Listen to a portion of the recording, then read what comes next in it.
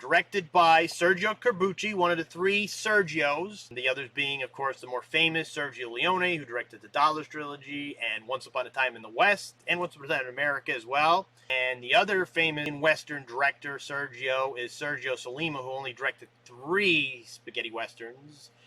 There was also a few others, but they are the big top 3. And actually, Sergio Corbucci, the director of this, directed a lot more spaghetti westerns than Leone and Sollima probably combined.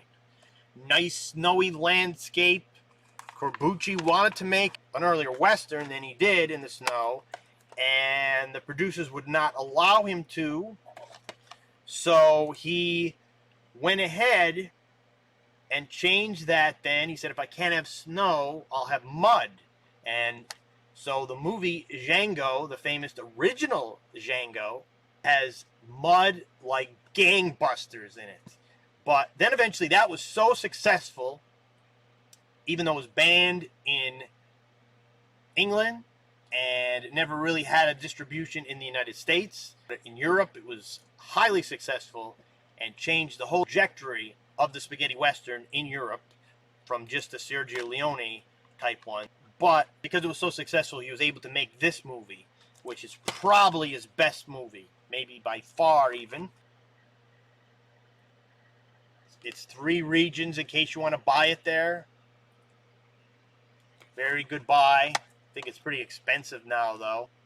Little review here. A.O. Scott of the New York Times calls it raw, nasty, and bloody soaked. Quite a few documentaries here. A Western's Italian Style is an interesting 1968 documentary.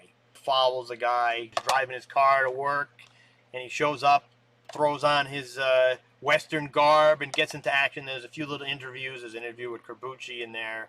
2 alternative endings they shot because it's a very bleak Western and a very bleak ending. Switch back and forth between the Italian and English language versions. Of course, there's subtitles if you're watching it in Italian. There is an essay by film critic Simon Abrams, and the original theatrical trailer. Alex Koch, who's a British director, very knowledgeable in spaghetti westerns, he's sitting there relaxing, talking about stuff, and they throw up some B-roll and cut some B-roll in and stuff like that. He almost looks like he could be a character in a spaghetti western himself. Don't be fooled by it being a spaghetti western because it's just so unique, and that's the snowy background. It's just a very good movie to watch.